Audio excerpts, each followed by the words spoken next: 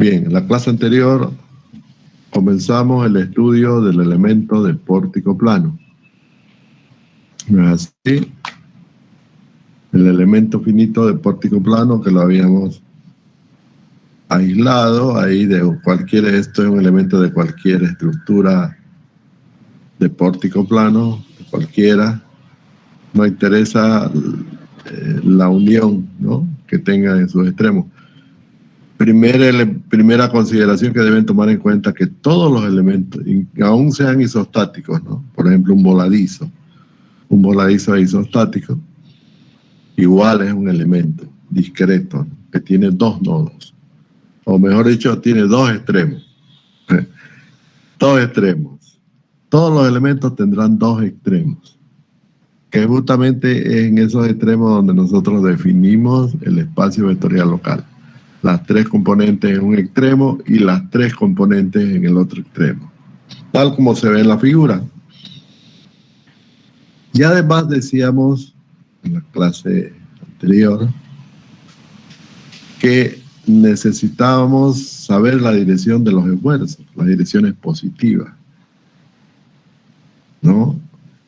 Por eso es que siempre utilizamos convenciones, ¿no? En todo cálculo vectorial siempre utilizábamos convenciones. Decíamos, ¿no? El profesor, por ejemplo, de isostática, vamos a hacer esta convención, las fuerzas para arriba son positivas o para abajo son positivas. Bueno, hay una convención. Aquí la convención es el vector de incidencia, como lo pueden ver. Es un vector, sencillamente una flecha, ¿no? Una flecha que indica la dirección positiva del esfuerzo axial. Fíjense, el esfuerzo axial siempre va a estar en las direcciones 1 y 4 en ese espacio vectorial. Y por lo tanto son positivas en dirección del vector de incidencia. Pero además le ponemos un nombre al extremo, el extremo I y el extremo J. Y el vector de incidencia nace en el extremo I y apunta hacia el extremo J. ¿No es así? Entonces, y además sabemos que el extremo I tiene un nombre. Y es por conexión, por conexitud con su nodo, tiene que ser el mismo número del nodo, ¿no? Es decir, por conexitud. Lo mismo el extremo J. El extremo J por conexitud con su nodo tiene que tener el mismo número del nodo. Entonces, por ejemplo, puede ser la barra 5,9 o la barra 10,40, por ejemplo. I igual 10, J 40, cosas así, ¿no? Porque está conectada entre los nodos 10 y 40, por ejemplo. Entonces vayan tomando nota de todas esas consideraciones. No se olviden que todos los elementos de un pórtico tendrán un subelemento finito entre dos nodos. Bueno, habrán nodos que no tienen elementos. Bueno, eso es lógico, ¿no? No todos los nodos están conectados con un elemento. Bien, ya lo vamos a ir viendo en los ejemplos. Fíjense que esta consideración que estamos preestableciendo nos va a permitir hacer un estudio sistemático, ¿no? Un análisis sistemático. ¿Qué es lo que queremos? Y como resultado de esto vamos a llegar a matrices. ¿Sí o sí? Entonces, está claro que el vector de incidencia no es más que una flecha convencional que define la dirección positiva del esfuerzo axial, pero también define la dirección positiva del cortante, que es transversal, ¿no? Fíjense que las direcciones 2 y 5, donde precisamente calculamos el cortante, las direcciones 2 y 5, son positivas hacia arriba. Por tanto, tendríamos que girar el vector de incidencia 90 grados antihorario para definir las direcciones positivas del cortante. Cómo el mismo elemento nos sirve para todo. Pero ya sabemos que la dirección del esfuerzo del momento siempre es saliendo de la pizarra, según la regla de la mano derecha, ¿no? Girando los dedos, ¿no? Los dedos antihorarios. Y el pulgar apuntará saliendo de la pizarra. Listo, ya tenemos definidas las direcciones positivas, tanto en el campo de fuerza, que está bajito, ¿no? Como en el campo de desplazamiento. Aquí está el campo de fuerza. La fuerza P1 es el esfuerzo normal en el extremo I. La fuerza P2 es el cortante en el mismo extremo I. Y P3 es el momento en el extremo I. Lo mismo, P4, P5 y P6, lo normal, cortante y momento en el extremo J. Eso es en el campo de fuerza interno del elemento, ¿no? Lo mismo vamos a tener un campo de desplazamiento en el mismo elemento, ¿no? Debido a esa fuerza, siempre sabemos es así, que los desplazamientos lo vamos a llamar desplazamientos locales con una, así como la fuerza la nombramos con P minúscula, los desplazamientos lo vamos a nombrar con delta mayúscula, delta minúscula, delta griega minúscula. Desplazamiento 1 es corrimiento en la dirección axial, desplazamientos 2 y 5 que son desplazamientos transversales y desplazamientos 3 y 6 que son giros. Los momentos P3 y P6 provocan giros, ¿no? Bueno, entonces la relación entre estos dos campos locales es esta ecuación de acá, ¿no? Esta ecuacióncita de acá, y se la puedo hacer más grande. Esta es la ecuación, la relación entre los dos campos, el campo de fuerza y el campo de desplazamiento en el elemento de pórtico plano. Y KE, una supra E, es una matriz. Esa E significa elemento finito de pórtico plano en este caso. Todo eso va a indicar E, la letra E. No es un exponente, ¿no? No es más que un indicativo. Pero además, fíjense que la matriz es K minúscula. Acá hemos usado la K mayúscula, ¿no? Para toda la estructura. Esta ecuación grande que ven acá es para toda la estructura, ¿no? Ya lo hemos dicho eso. Pero esta de aquí es solo para el elemento, pero igual tiene la misma forma, ¿no? Fuerza igual a rigidez por desplazamiento. Es la matriz de la ecuación, mejor dicho, la ecuación de rigidez, o también llamada ecuación de equilibrio. Entonces, para poder encontrar los coeficientes de esa matriz K minúscula, acá del elemento, hay varios métodos, ¿no? Podemos enunciar algunos de ellos. Nos iremos a la pizarrita, la siempre, ¿no? La siempre pizarrita. ¿Dónde está? ¿En qué puerto la hemos puesto? ¿Aquí? No. Desapareció la pizarra. No, está aquí abierta. ¿Cuáles son los métodos para encontrar K? ¿No? Aquí podemos poner como título métodos para deducir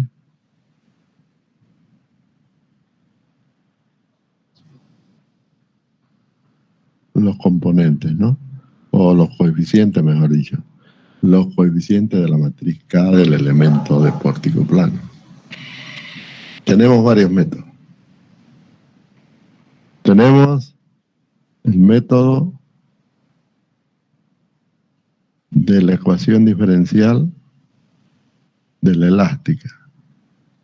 Ecuación diferencial. Vayan tomando nota de la elástica. Es la ecuación de la flecha para los esfuerzos, para las direcciones transversales y los giros, ¿no? Y la ecuación diferencial de Hooke, igual. Son dos ecuaciones diferenciales, la de Hooke y la ecuación de la flecha, conocida por todo el mundo, ¿no? Que también es una ecuación diferencial. En realidad su nombre es ese, ¿no? Ecuación diferencial de la elástica.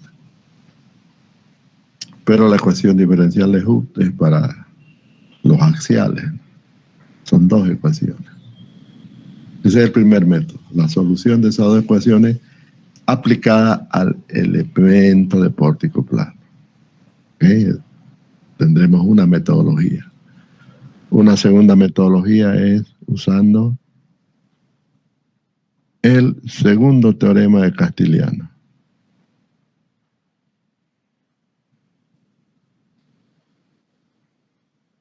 De Castigliano, ¿no? O sea, la parcial de un desplazamiento respecto a una fuerza, es que es igual. No desplazamiento de la energía, perdón. Es la energía la parcial de la energía respecto a una fuerza es el desplazamiento. El primer teorema es la parcial respecto de un desplazamiento igual a la fuerza, ¿no? Ese es el primer teorema. Y el segundo es la parcial de la energía respecto a una fuerza igual al desplazamiento. A ver, hay que revisarlo eso, ¿no? Porque ¿qué es lo que nos interesa acá? Modificar la energía respecto del desplazamiento unitario, ¿no?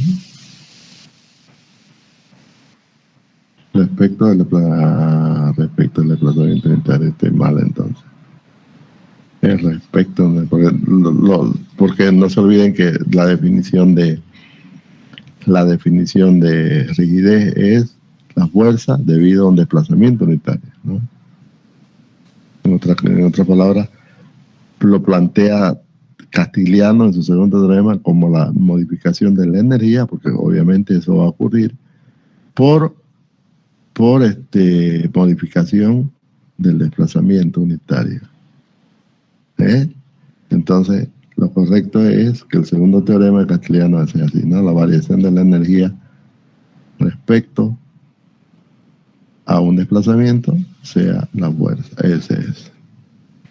Y cuando la variación del desplazamiento es unitario, esto es rigidez. Así de sencillo. Bueno, esas dos metodologías vamos a ver aquí en clase. Existen otras metodologías. Existen otras que ya ustedes tienen que hacerlo como tarea de investigación,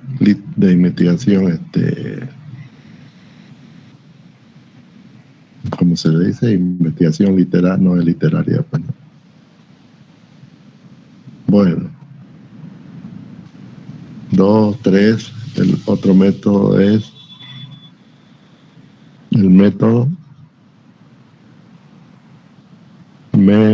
falta la T, ¿no? Método de el principio del desplazamiento virtual, o mejor dicho, del trabajo virtual. Vamos a poner un trabajo, ¿no? El principio del trabajo virtual.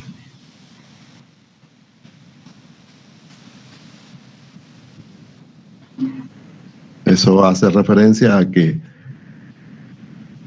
se incorpora a la estructura, en este caso al elemento de pórtico, ¿no? Al elemento de pórtico se incorpora un desplazamiento virtual, sin fuerza. Eso se llama virtual. Es un desplazamiento unitario sin que lo haya provocado una fuerza. Eso se llama desplazamiento virtual. Y obviamente eso genera un trabajo virtual. Y ahí viene el formulismo, ¿no es cierto? De ahí nace también la ecuación, la matriz K. Y un cuarto es utilizar el método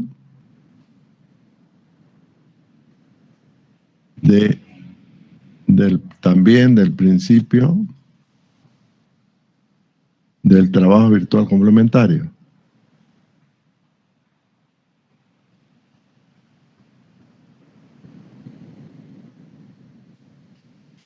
O también se conoce como el principio de la fuerza virtual, del principio de la fuerza virtual. En este caso estamos aplicando una fuerza sin que ella provoque desplazamiento. Es también una fuerza virtual, o sea, el efecto contrario. Digámoslo así. En realidad es análogo, ¿no? El efecto análogo. Y eso se llama trabajo complementario, pero no vamos a lograr la matriz directamente, la matriz de rigidez directamente. Lo que vamos a lograr aquí es la matriz de flexibilidad.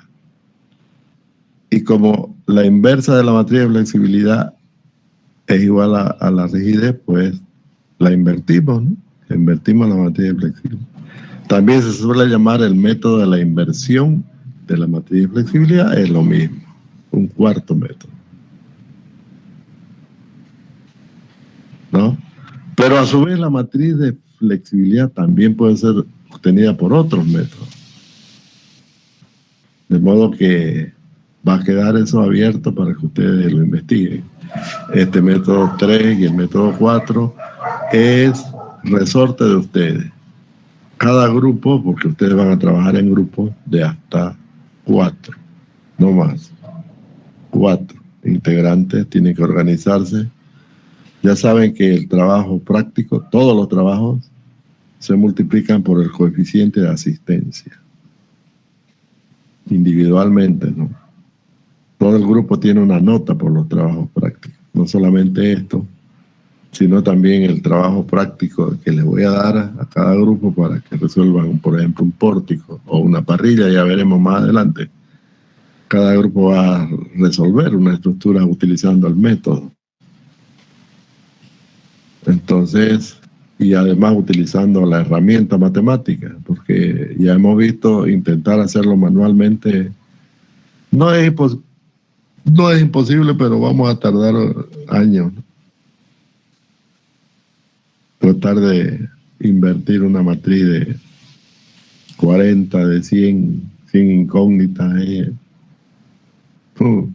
manualmente con calculadora es una tarea muy, muy trabajosa que nos va a tener mucho tiempo de trabajo.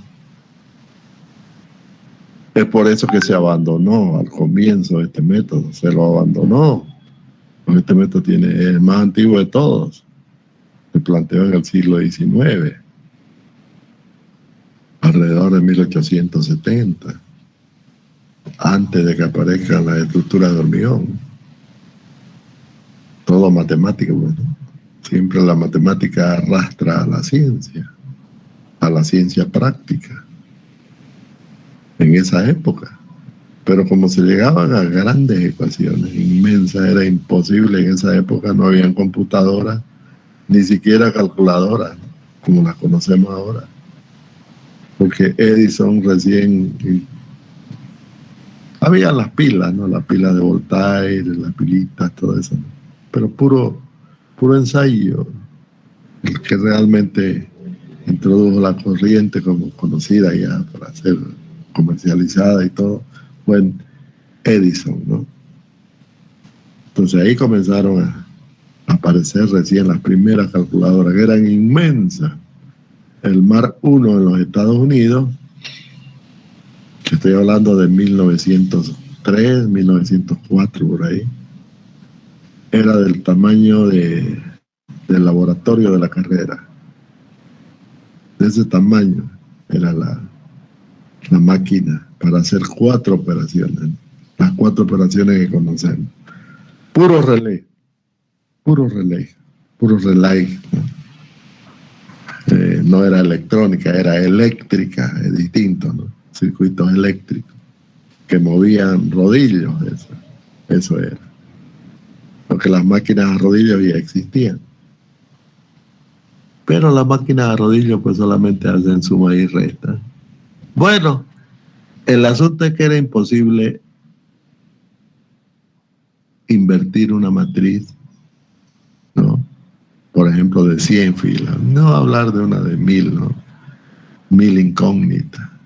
Imposible en esa época, con esas condiciones. Ahorita es un chiste eso. Un chiste eso. Entonces, fíjense cómo la tecnología nos ayuda bastante. Entonces, el que quiera lo hace, como dice, el grupo que quiera lo hace con papel y calculadora. No me opongo. Pero el que quiera lo hace con el SILAB, como yo lo voy a hacer aquí en clase. Hacer lo que hacemos en el SILAB se puede hacer a pulso, como se dice, a sangre. Papel, lápiz y calculadora. O papel y lápiz y cerebro. Antes era así, ¿no? Papel, lápiz y la tabla de logaritmos. Así era antes. Por eso es que aparecieron los métodos reducidos, ¿no? Los que reducen este método y van a resolver las estructuras amputando el método, ¿no? Con el método de Crow, el método de Hardy-Crow, el método de Cani, el método de Tacabella, toda la montonera de métodos que van a ver en los libros que ya están archivados. Los libros de los años 50. ¿No? Entonces, ustedes van a investigar, pero los principios se mantienen, ojo, ¿no? Todos los principios, trabajo, energía, fuerza, desplazamiento, tensión, deformación, todo eso se mantiene. De modo que estos dos es tarea para ustedes, que lo van a aplicar al elemento del pórtico plano, pero no todavía no, porque falta. Cuando yo termine de exponer el método, ahí recién va a correr la tarea. Yo voy a exponer en clase estos dos métodos de arriba, y estos dos de abajo los exponen ustedes, lo hacen como tarea. ¿Está bien? Y estos métodos se aplican para cualquier tipo de elemento finito de estructuras reticulares, sea elemento de viga, elemento de pórtico. En este caso vamos a hablar de pórticos planos, pero también de pórticos espaciales para las parrillas, etc.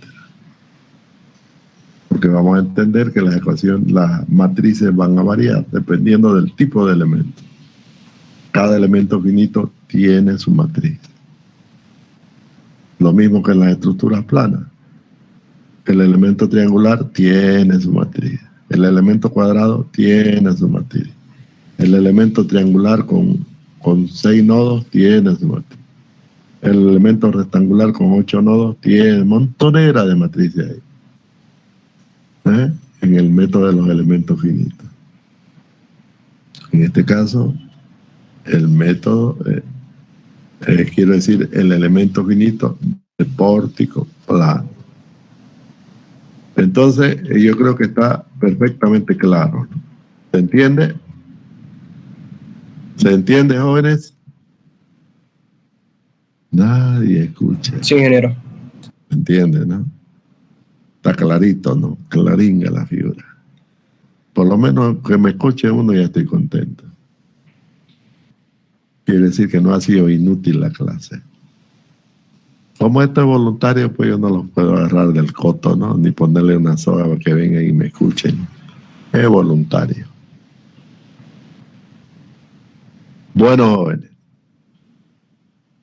Entonces, aquí tienen la ecuación diferencial de la elástica, la ecuación 1.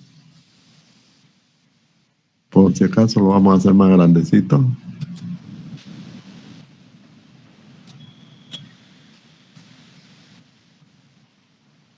La ecuación 1. Esa es así, la ecuación de la flecha. ¿No?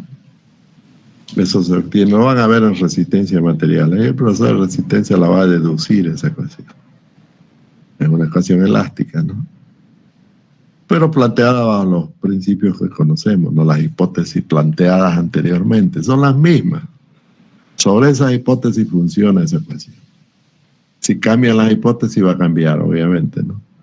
Pero ya hemos dicho, el campo de estudio es el campo de las pequeñas deflexiones, la teoría de las pequeñas deflexiones. Entonces, si es así, dice que la segunda variación de Y respecto de X es igual a menos el momento. Estamos hablando de Y y de X. O sea, en un plano cartesiano, ¿no? En un plano cartesiano, por eso es que aquí hemos planteado el sistema de coordenadas Y, X. ¿Ok? Hay un sistema cartesiano Y, L, X, L. Quítenle la L, Y y X, ¿no? Para hacerlo matemático. Quiere decir que esto se va a deformar, va a tener una forma no lineal, no una curva. Va a tener una curva a lo largo del recorrido X. Eso quiere decir, ¿no? Eso está diciendo. La variación a lo largo de X, dos veces. Por lo tanto, cada punto va variando, va tomando, ¿no? Va tomando una formita a lo largo del eje X el elemento. Y lógicamente eso tiene que ser igual al momento. Pero fíjense que está multiplicado por E y por I,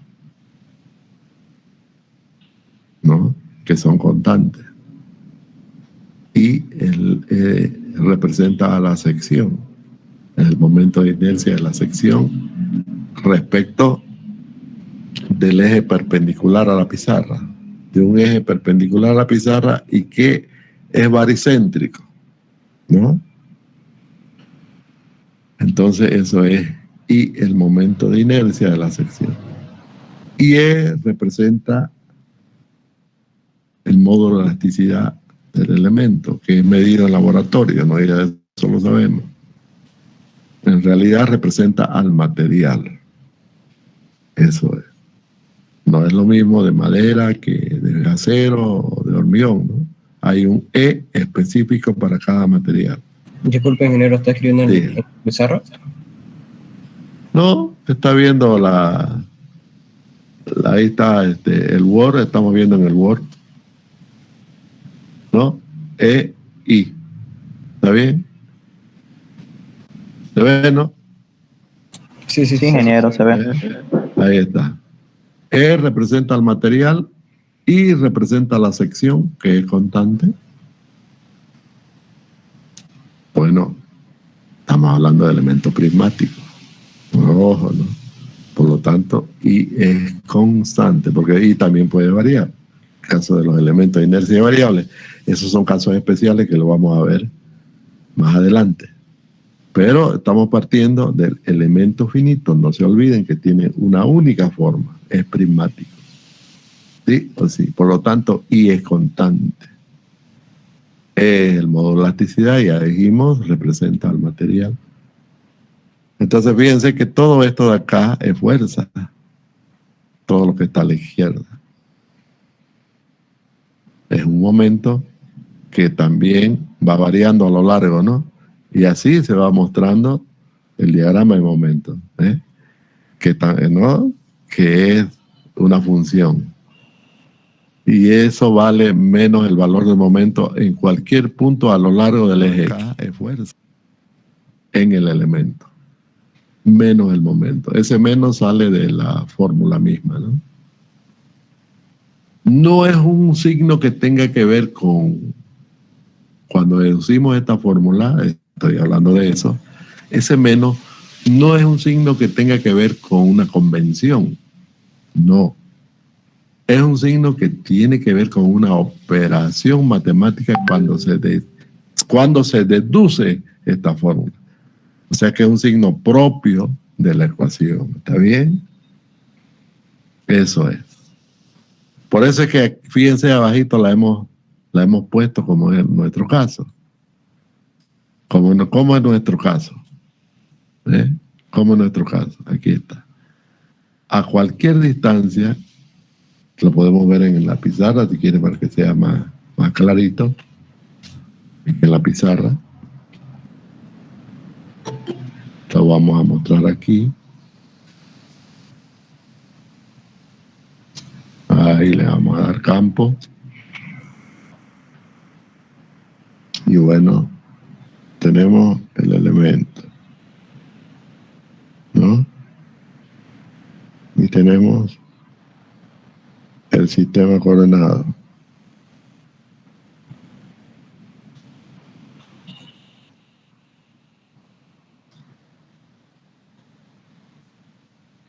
Y, X. Entonces, a cualquier distancia X, ¿cuánto valdrá el momento? Bien, estamos diciendo de que el campo, el momento lógicamente lo calculamos en el campo de fuerza, ¿no es cierto? Por lo tanto, aquí hay una fuerza que es P1 que no provoca momento a esa distancia, pero P2 sí. P2 provoca un momento, ¿no? En esa dirección antihoraria. Y ya sabemos que por convención el momento positivo es antihorario, ¿no? Provoca un momento positivo horario, ¿no? Esta fuerza P2. Y aquí está la fuerza P3. Entonces, el momento que va a ser igual. El momento a la distancia X es menos P2 por X, ¿no? Más P3. Claringo, ¿no? No hay cómo pelarle. Menos P2 por X más P3. Eso vale el momento a la distancia X, ¿no? Eso es lo que ven aquí. Eso es lo que se puede observar aquí. ¿Ah? Menos P2 por X más P3 y el signo menos del viaje de la ecuación, ¿no? Que aparece afuera. Entonces lo metemos el signo y finalmente aquí tenemos, ¿no? La ecuación diferencial de la elástica para el elemento, ya, ¿no? Para nuestro elemento. Ahí está, P2 por X menos P3. Esa es la ecuación 2 que le vamos a llamar así. Ahora ya estamos en condiciones de resolver la ecuación diferencial. Fíjese que involucra esta ecuación diferencial.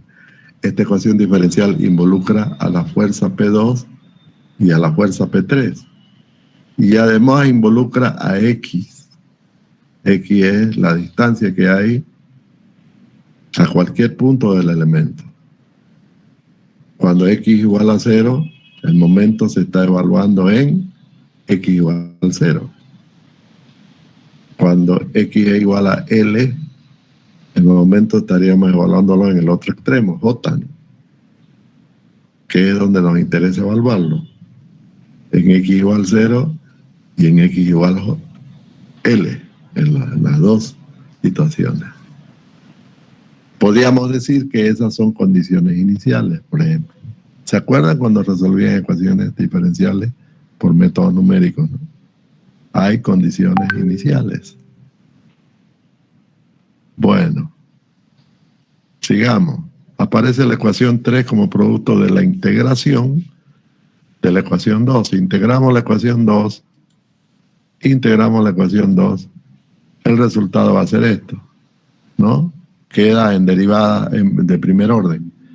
P2x cuadrado sobre 2 menos P3x más una constante de integración, porque obviamente la integral que está resolviendo esto es una integral exacta.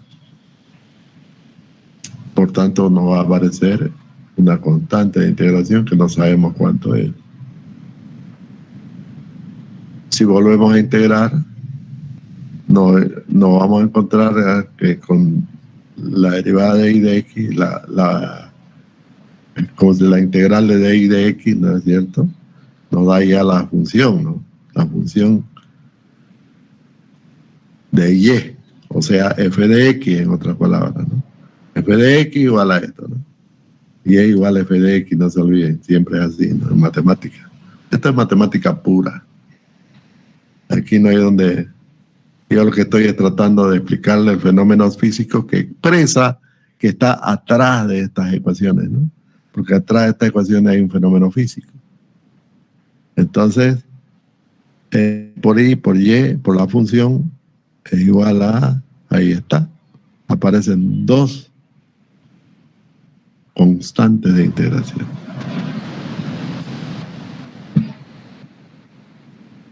¿Está bien? Y la otra ecuación que empleamos es la ley de Hooke. Ahí está. La tensión es igual a E. Aquí está.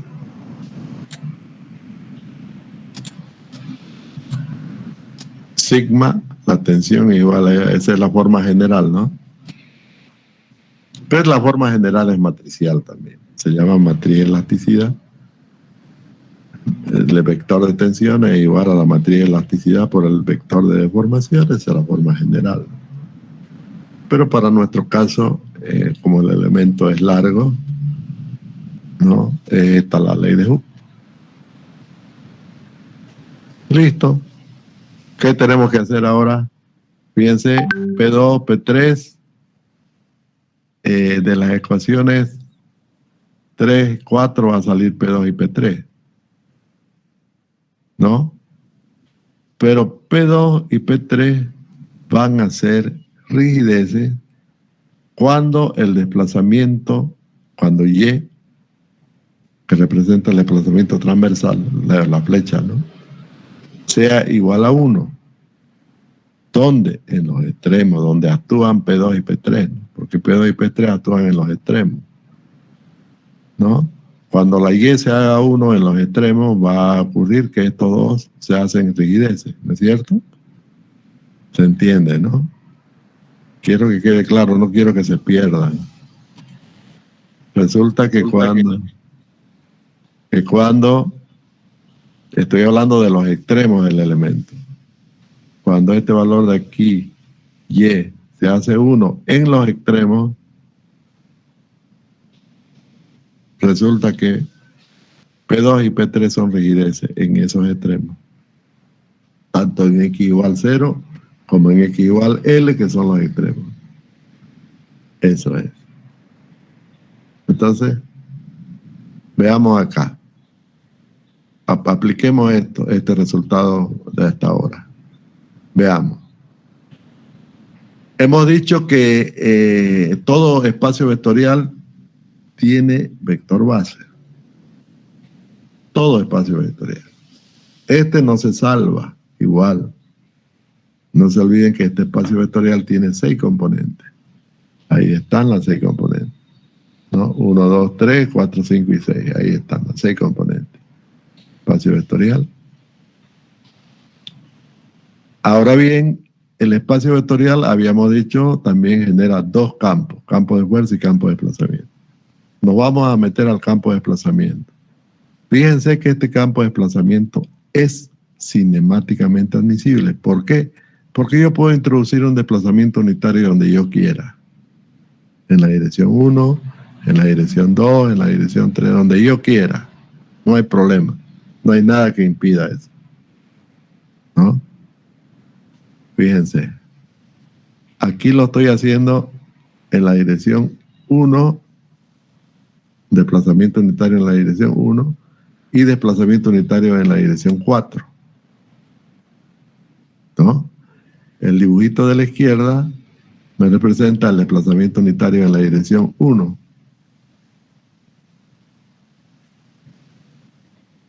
¿Cómo mido las fuerzas? ¿Cómo calculo las fuerzas que me genera ese desplazamiento? Empotrando pues la barra, evitando que en los otros, que en las otras direcciones, entiéndase así, que en las otras, ¿cuáles son las otras direcciones? Si estoy hablando de la dirección 1, las otras direcciones, la dirección 2, la dirección 3, la dirección 4, la dirección 5 y la dirección, tienen que estar impedidas de movimiento, porque ahí se va a generar la fuerza, ¿no es cierto? Cuando doy un desplazamiento unitario acá, ¿no? Las otras direcciones tienen que estar impedidas de movimiento, sí o sí, porque si no, esto se mueve como un sólido rígido y no hay trabajo, ¿no? No existe trabajo. Y estamos hablando de rigideces. Entonces, fíjense, eso equivale a un vector unitario de esta forma. Aquí, como lo ven. Si quieren, lo voy a hacer con dibujito. Aquí está, ahí lo ven. Es el vector unitario. 1 en la dirección, porque cada valor del vector es una dirección, ¿no? 1 en la dirección 1, 0 en la dirección 2, 0 en la dirección 3, 0 en la dirección 4, 0 en la dirección 5 y 0 en la dirección 6. ¿Ve? Este es un vector base, pero en el campo de desplazamiento. Esa es la única diferencia. ¿No? Y lo ponemos traspuesto porque tiene que ser un vector columna. Lo mismo acá. Pero esto, desplazamiento unitario en la dirección 4. 0 en la 1, 0 en la 2, 0 en la 3, 1 en la dirección 4, 0 en la 5 y 0 en la 6. Quiere decir que estos dos vectores base en el campo de desplazamiento me generan estas dos configuraciones. Eso es. ¿Se entiende o no? ¿Se entiende? Porque estas son preguntas de examen. Son preguntas de exámenes estas. Y el que no atiende y no sepa va a quedar en el aire y no va a saber responder. Y le va a estar fregándolo al compañero. Oye, ¿cómo es esto? Haciéndolo perder su tiempo, ¿no? Perjudicándolo. Entonces tiene que entenderse. Está muy sencillo esto. Estamos hablando entonces del vector base, pero estamos aplicándolo en el campo de desplazamiento. No se olviden que el campo de desplazamiento son vectores, pero físicos. Esa es la diferencia. Los vectores base también son físicos, en este caso, ¿no? Son los que van a generar la matriz de rigidez. Todos los vectores base en el campo de desplazamiento me generan la matriz de rigidez. Ahí está. Si aplicamos los vectores base, vamos a tener entonces estos resultados, ¿no? Porque ya sabemos que la ecuación de Hooke se escribe así, ¿no? Fuerza sobre área igual a E por, ¿se acuerdan? PLA, delta L sobre L, ¿no? Pero aquí no se llama delta L, sino desplazamiento en J o desplazamiento en I, ¿no? Entonces de ahí resultan estas 4 rigideces. ¿Ok? Axiales. Axiales. Porque están en las direcciones 1 y 4.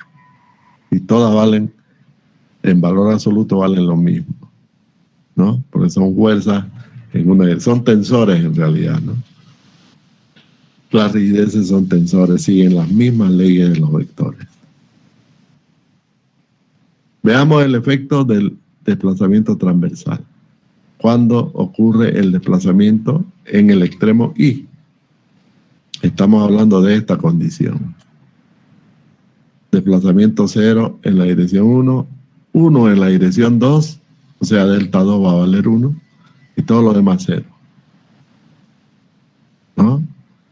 Entonces aplicamos la ecuación 4 en este caso, y de ahí sale esto, ¿no? Haciendo x igual a 0 en la ecuación 4, fíjense, aquí en la ecuación 4, x0, x0, 0, y va a quedar e por i igual a c2, ¿no? Eso es lo que está ocurriendo acá. Y es delta 2 ahí, justo en justo en el 0, en X0, es el desplazamiento delta 2. En el campo de desplazamiento, siempre hablando en el campo de desplazamiento. Entonces, aquí, ¿no? Esto de acá.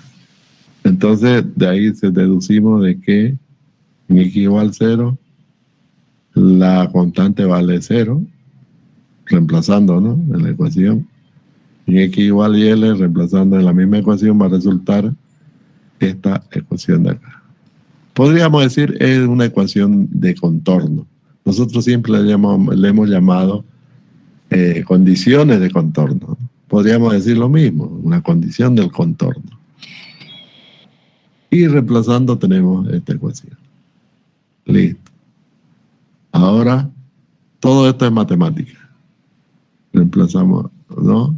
Reemplazamos, quiero decir, de esta ecuación relacionamos P2 y P3. Aquí está, P2 vale esto y 2P3 sobre L. Estamos relacionando con esa ecuación P2 y P3 nada más. Lo mismo que esta relación la reemplazamos en la ecuación anterior, en esta de acá, en esta de aquí, de delta 2, y por delta 2 y sale esto. Y fíjense que nos quedamos con EI delta 2 igual a P3 L2 L al cuadrado sobre 6. Esta ecuación de aquí. Cuando este valor, o mejor dicho, esto es para personas que critican. No es. ¿Quieres tener esto? Haga ejercicio. ¿Quieres tener esto? Haga ejercicio. ¿Quieres tener esto? Haga ejercicio. ¿Quieres tener esto? Mal. Haga abdominales. Este de aquí es que tengo que borrar. Esto es para personas que critican. Este. Ya. Bueno, decíamos, en esta ecuación, cuando este valor es igual a 1, es igual a 1, estoy dibujando con el mouse, ¿no? Cuando este es igual a 1, P3 es rigidez, ¿no? Es la fuerza en la dirección 3 debido al desplazamiento unitario en la dirección 2. Justo estamos aplicando la definición. Cuando el desplazamiento en la dirección 2 es igual a 1, P3 es rigidez. Entonces, despejando, tenemos aquí el coeficiente de rigidez en la dirección 3 debido a un desplazamiento unitario en la dirección 2. Es igual a 6 EI sobre L al cuadrado. ¿Ves? EI son valores constantes y L es la longitud del elemento. Y ya está. Ya está. Lo mismo hacemos para P3, despejamos, ¿no? De la ecuación de P2, despejamos P3 de esta ecuación de acá y hacemos lo mismo, obtenemos la rigidez en la dirección 2 debido al desplazamiento unitario en la dirección 2. ¿No? Bueno, hacemos lo mismo, que es monótono, ¿no? Hacer lo mismo y lo mismo y lo mismo y lo mismo y lo mismo, vamos a llegar a esto. Porque lógicamente, por analogía, hacemos en el otro lado, hacemos lo mismo, en el otro extremo. Y fíjense, empiezan a aparecer los coeficientes.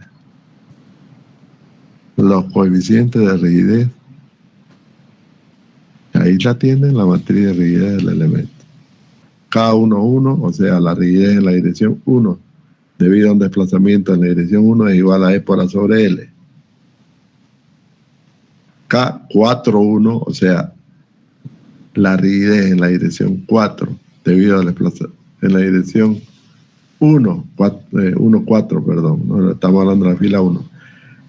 La rigidez en la dirección 1, debido al desplazamiento en la dirección 4, es menos E por A sobre L. Eso va por la reacción. Vamos a la fila 2. La rigidez en la dirección 2, debido a un desplazamiento unitario en la misma dirección 2, va a dar 12 EI sobre L al cubo. La rigidez en la dirección 2, debido a un desplazamiento unitario en la dirección 3, es 6 EI sobre L cuadrado.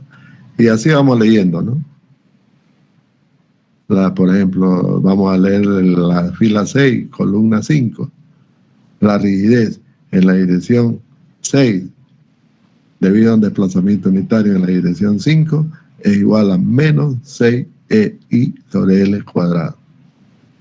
A ver, la fila 4, 6, el coeficiente 6, el coeficiente de la fila 4, columna 6, es 0, ¿no? ¿Por qué? Porque la rigidez en la dirección 6, debido a un desplazamiento unitario en la dirección, ¿cómo es? La rigidez en la dirección 4, debido a un desplazamiento unitario en la dirección 6, es 0. Quiere decir que el momento no produce normal, así de sencillo, eso quiere decir, ¿no? El momento no produce normal. Igual el cortante tampoco, por eso es que le van a aparecer los ceros, ¿no? No produce normal.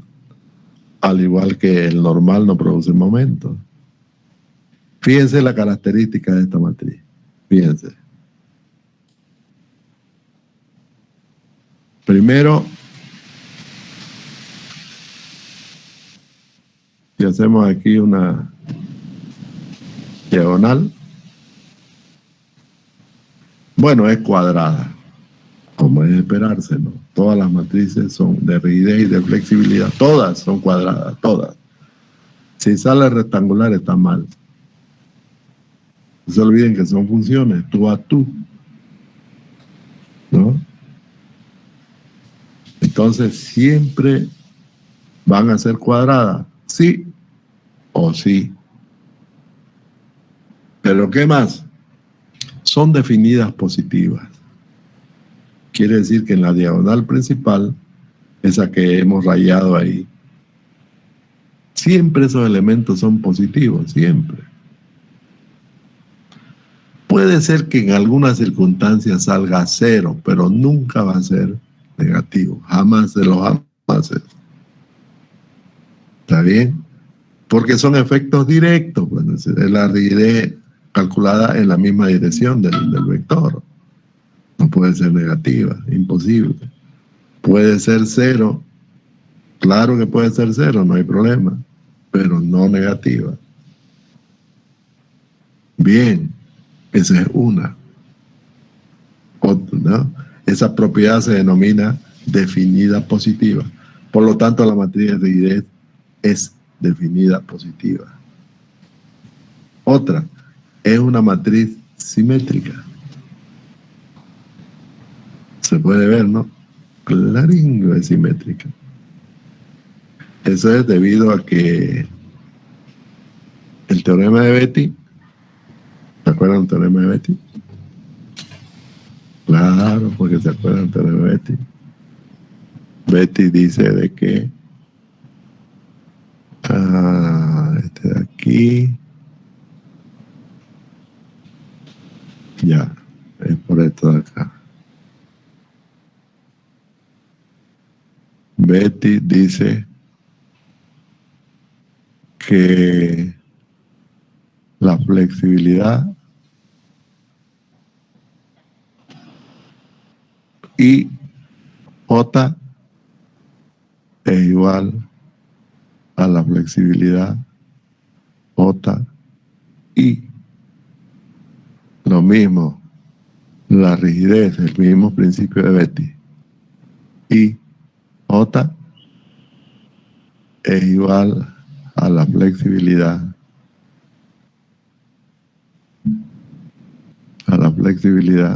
difícil es dibujar con el mouse, ¿no? J y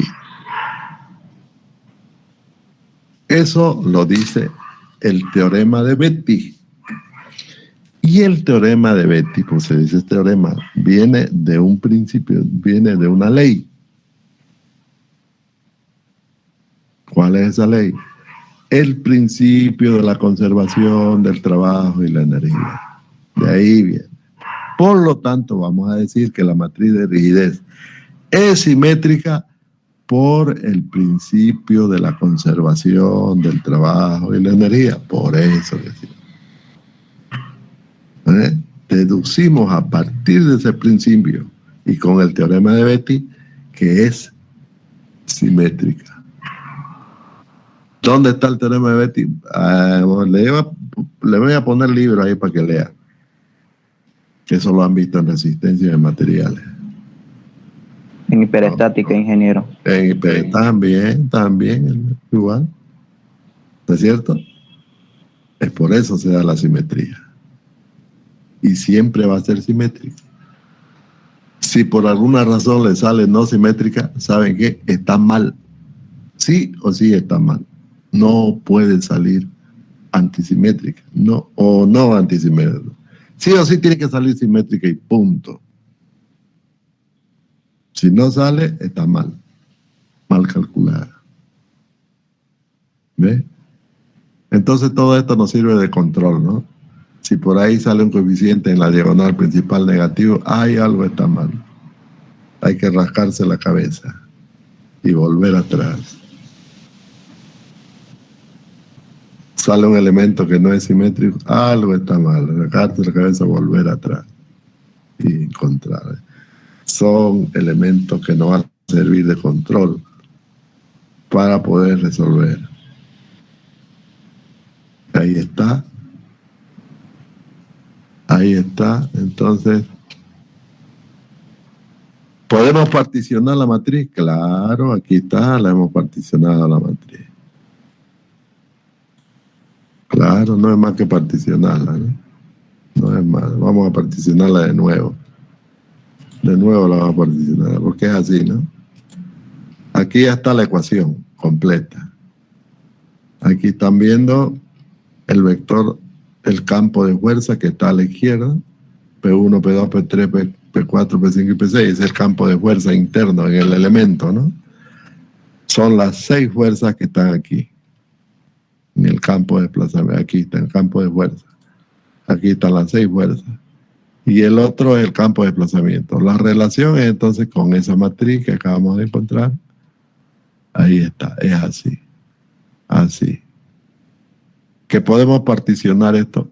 No hay ningún problema, podemos particionarlo, ¿no? Vamos a particionarlo aquí, así y así. La partición, por tanto, la partición me va a generar una matriz aquí, ¿no es cierto? Otra matriz acá. En sí me va a generar 4 submatrices, ¿no? 4 submatrices. Entonces yo puedo relacionar esas 4 submatrices. Ningún problema, ¿no? Se pueden relacionar esas 4 submatrices.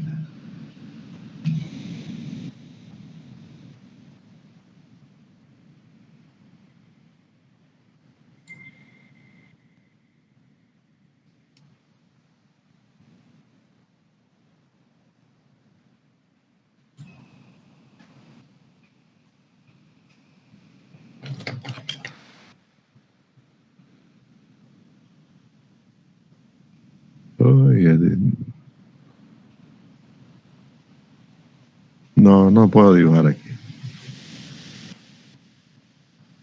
Voy a poner más cómodo. Vamos a poner la pizarra.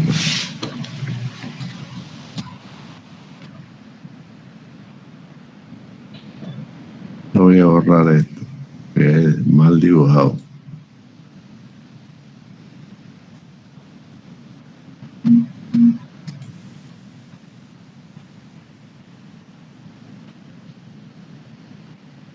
Ahora lo vamos a dibujar con este otro, que este permite hacer recta.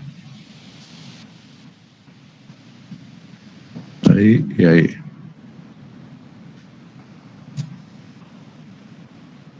Eso es. Entonces decíamos, fíjense, aquí, con este de aquí allá. Esto de aquí es un subvector, ¿no? Ese subvector lo vamos a escribir acá arriba como P, I. porque ocurre, son los tres fuerzas, ¿no? En I, P1, P2 y P3. Y este de acá, el de abajo, es P sub J, ¿no? Son las tres fuerzas en el extremo J. ¿A qué va a ser igual esto? A esta matriz de acá, ¿no? Que le vamos a llamar K minúscula y I, porque son rigideces calculadas en el extremo I debido a desplazamientos unitarios en el mismo extremo. Entonces se llama rigidez directa. K y I por este subvector, ¿no? Ese va a ser el vector de desplazamientos, todos en el extremo I. Todos son desplazamientos en el extremo I. Más esto, ¿no? Esto por esto, ¿no? Por este de aquí de abajo. ¿Cómo es? Esto por esto. Ah, no, más este por este, ¿no? Eso es. Cruzado, ¿eh? K. J.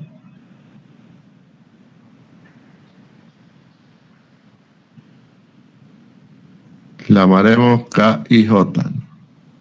Y J. Ojo, ¿no? Y J es esta matriz de aquí. Esta. Esta va a ser I y esta va a ser I, J. Son rigideces cruzadas por los desplazamientos en J. Por los desplazamientos en J. Esto de aquí, jóvenes, esto que acabamos de escribir acá arriba en forma matricial, todo esto es la ecuación de esfuerzo en el extremo I. Eso vale la fuerza en el extremo I.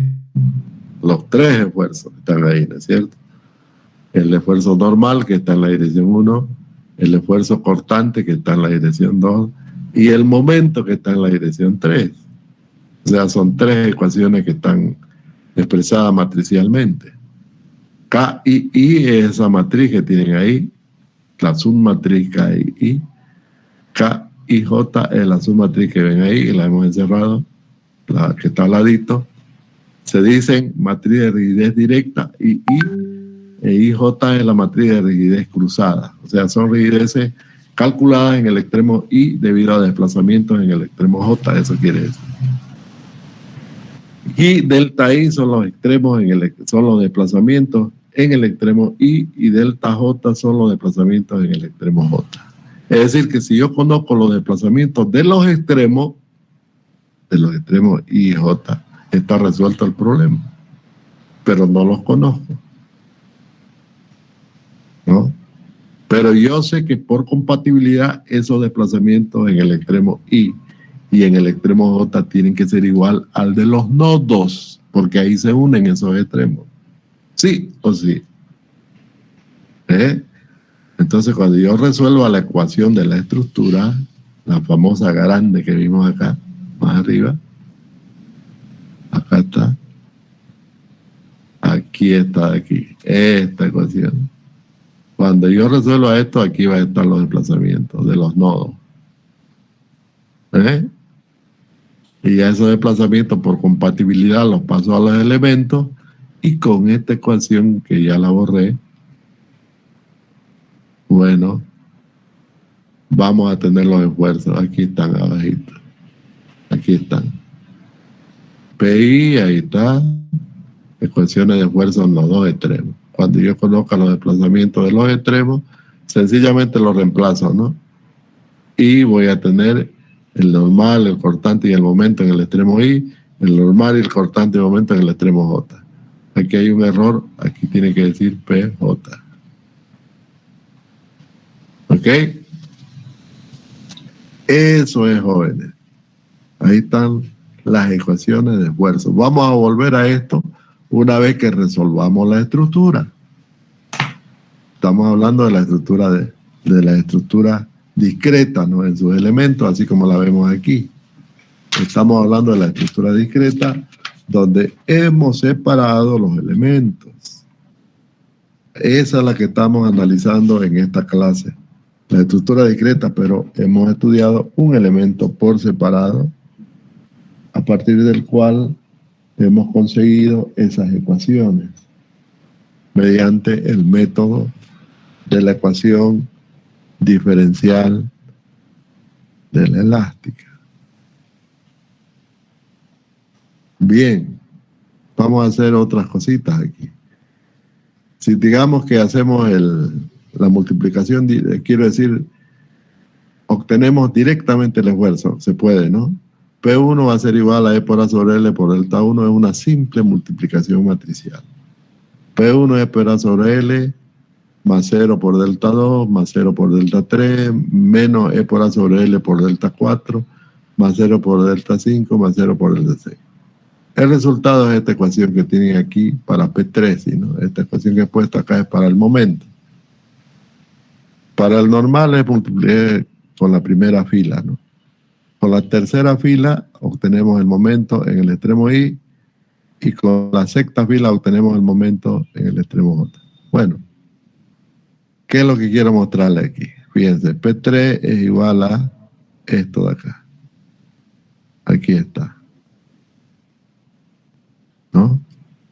Ahí está, P3 es igual a eso. Está claringo eso. Si hacemos operaciones, vamos a llegar a esto. ¿La conocen esta ecuación? ¿La conocen esta ecuación, jóvenes? Esta de aquí. Uy, qué. Se puso roja. Le vamos a poner un color amarillo para que se vea, ¿no? Esa que está tarjada en amarillo. ¿La conocen esa ecuación? La han visto en el curso anterior, ¿no? Es la ecuación de momento. Es la que utiliza el método de las rotaciones angulares de Manet. El método de las rotaciones angulares. Como ven, es un método submatricial. Pero Manet en su método hace otra consideración. Habla de las estructuras desplazables y las estructuras indesplazables. Él dice que para aplicar su método, se llama el método de Manet o el método de las rotaciones angulares, él dice que para aplicar su método, ¿no?, el triarticulado es indeformable, eso dice. ¿Ah?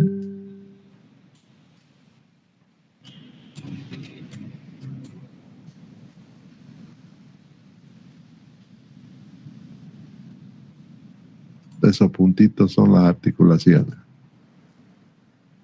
Dice Manet que para cualquier fuerza aplicada, ¿no?, a esta estructura en sus nodos, cualquiera, el triarticulado no se deforma. Y eso es falso. Se deforma nomás. Pero a partir de esa consideración, resuelve, ¿no? Resuelve y plantea un método, pues, que es el famoso método de las rotaciones angulares. A partir de ese método, todavía más viene Hardy-Cross en el año 1946, da su tesis doctoral, donde plantea el famoso método de Cross. ¿Qué es lo que hace? Resolver las ecuaciones de Manet, pero en el pórtico, ¿no?, a través de un método numérico que se llama relajación de momentos. Sigue siendo un método submatricial. No son exactos por este motivo. Y otra razón particular de que obviamente no considera el esfuerzo normal. Como ven, una ecuación obtenida directamente de la ecuación matricial de rigidez, de ahí se obtiene directamente, ¿no? Esto se dio lógicamente porque no habían condiciones para resolver ecuaciones así, ¿no?, la matriz completa. No habían posibilidades en esa época. Pues la ecuación tiene más incógnitas, no solamente son esas, son más incógnitas.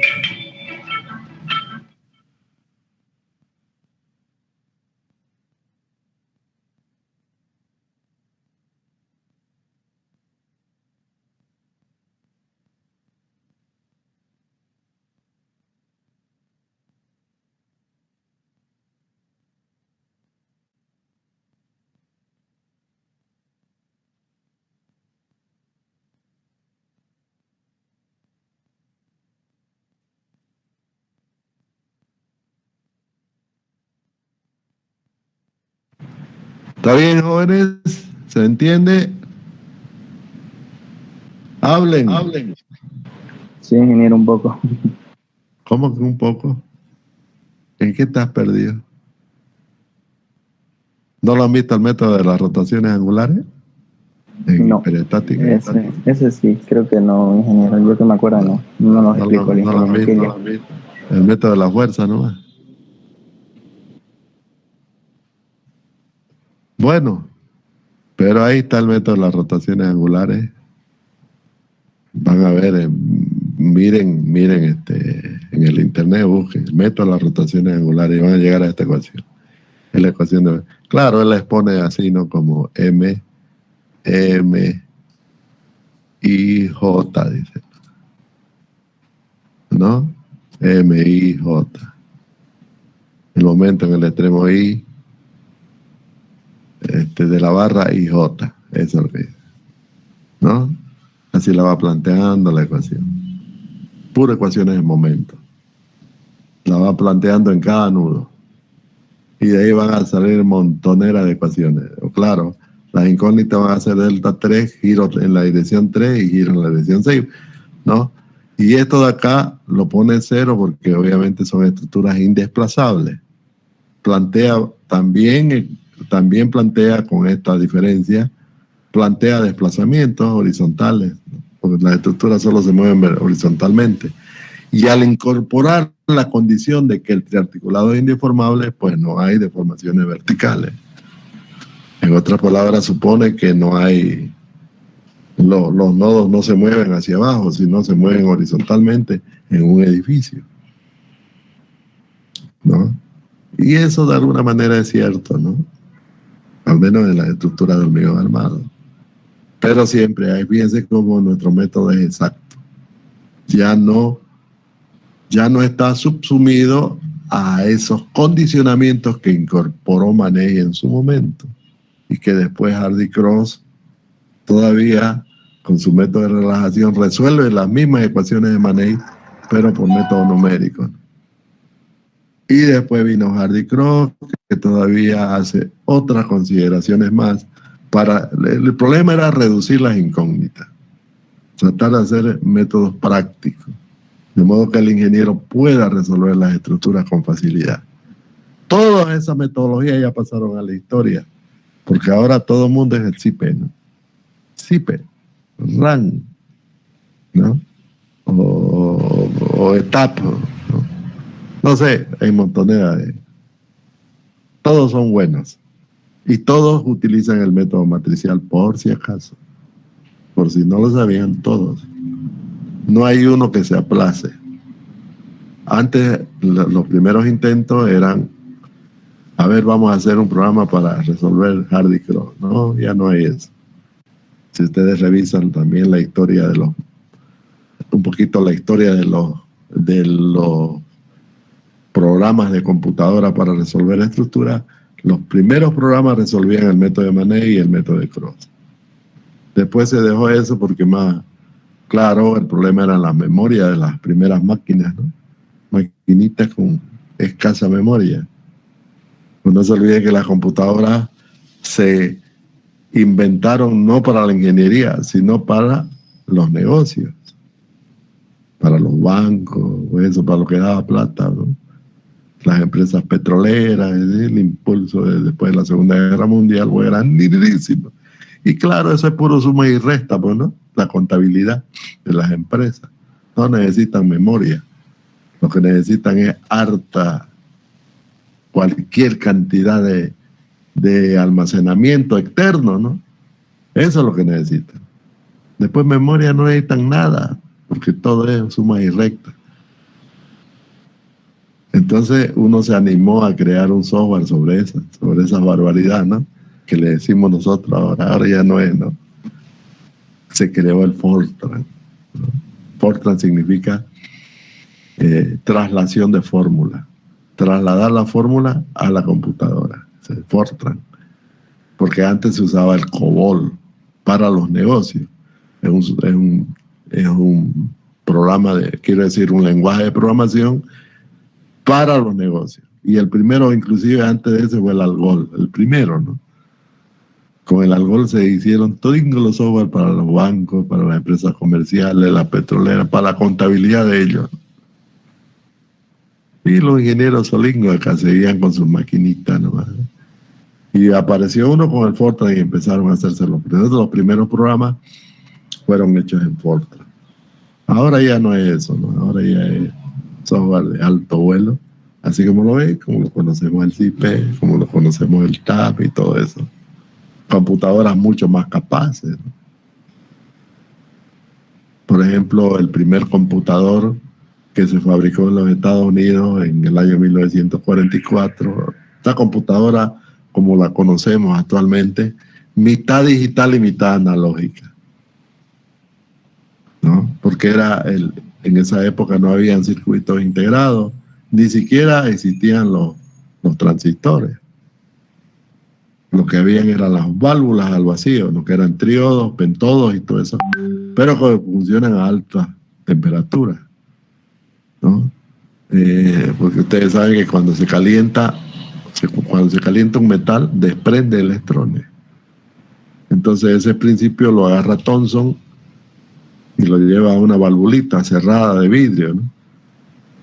Y la calentaba en un filamento de tal manera que se escapen los electrones.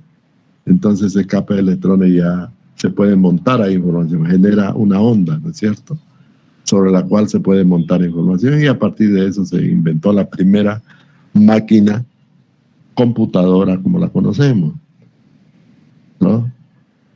Cualquier celular en el bolsillo de cualquier persona es más capaz que esa máquina. Sí, inmensamente más capaz, ¿no? No era una máquina práctica. Claro que fue mejor que el Mark, la calculadora que se inventó a comienzos del siglo XX, ¿no? Que era una calculadora de relay, de puro relay. Y los relays movían solamente los engranajes. Era una máquina de engranajes, así que engranaje mecánico de acero, ¿no? Esa era la primera calculadora.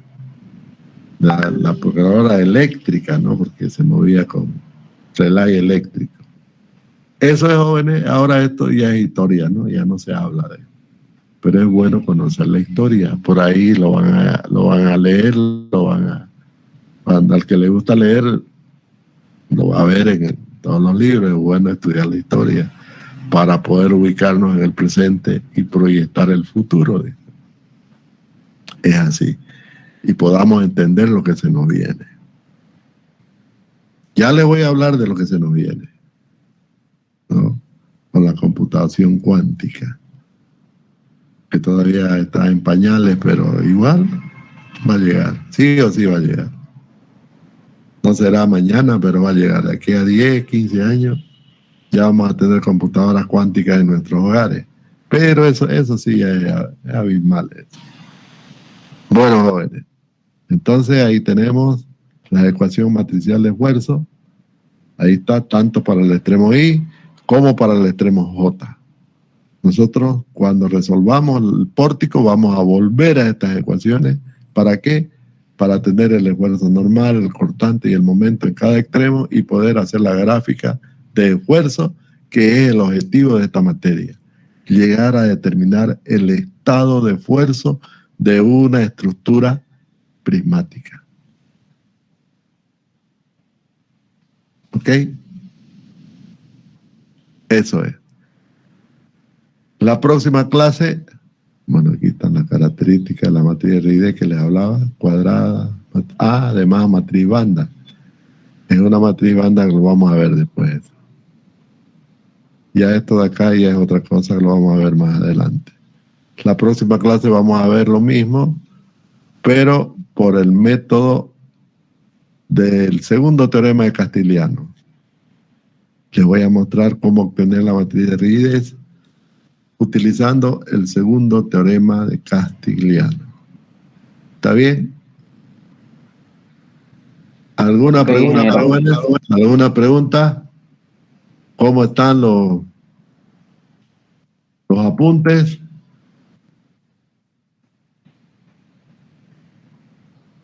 Hay que estudiar todos los días. Para eso venimos a la universidad. miren los videos y paralelo a ellos consulten libros, otros leen montonera de libros. Yo les voy a pasar algunos libros, no he tenido tiempo de hacerlo porque estoy también preparando mi clase para mis otros grupos. Termino con ustedes y tengo que empezar a preparar la materia que viene después. Y este es mi oficio. Bien, jóvenes, ¿tienen alguna pregunta? Vamos a habilitar la asistencia. ¿En qué parte podemos anotarnos en la asistencia, registrarnos? Por favor, me explica. Ahorita vamos a ver eso. No sé.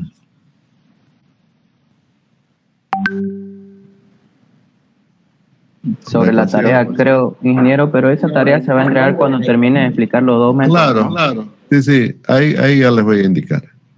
El método del pueden leer, además ya lo han visto eso, ¿no? Por ahí El método de los trabajos